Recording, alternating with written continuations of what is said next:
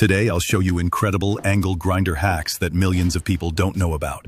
These transformations will completely change how you use this common tool in your work. First, we need a single razor blade. Pick it up carefully and examine it closely. This ordinary blade will become the key. Place the first blade on your work surface. Then gather 5 more identical razor blades. Arrange them in a neat pile next to each other. Here's our old angle grinder that we'll be transforming. Notice how the blades and grinder will work together to create something complete. Remove the outer flange by unscrewing it carefully. Then lift off the grinding disc. Keep these parts safe, as we'll need. Take one razor blade and position it carefully.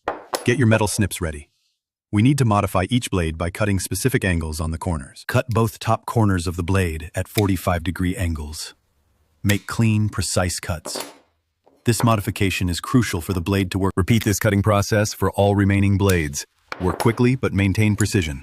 Each blade must have identical corner. Examine your modified blades carefully. All corners should be cut at the same angle. This preparation ensures safe and effective operation of our cut. Now, we'll assemble the shredder head.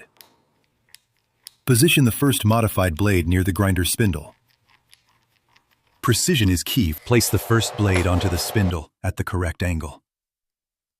This blade will be part of a star pattern that creates. Add the second and third blades, maintaining equal spacing. Each blade must be positioned precisely to create a balanced, effective cutting pattern. Complete the star pattern by adding the remaining blades. Thoughtful, equal spacing between all blades is essential for smooth operation and max. Place the silver metal washer on top of the blade assembly.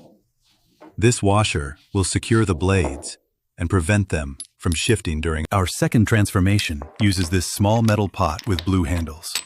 This ordinary cooking pot will become a precision. Use the grinder's wrench to tighten the flange securely. Apply firm pressure, but don't over-tighten.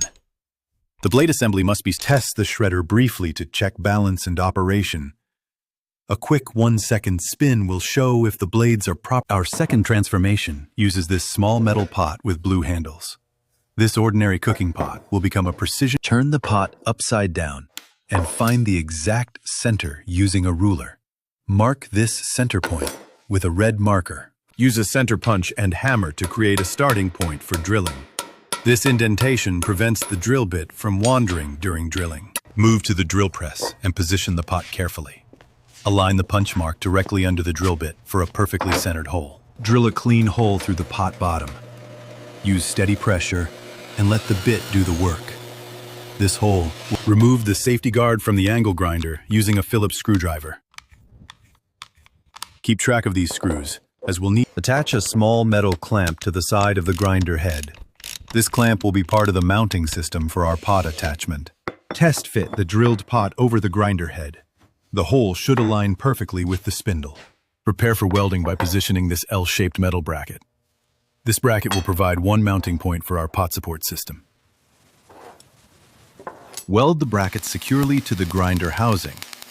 Create a strong joint that will support the weight and vibration of the grinding operation.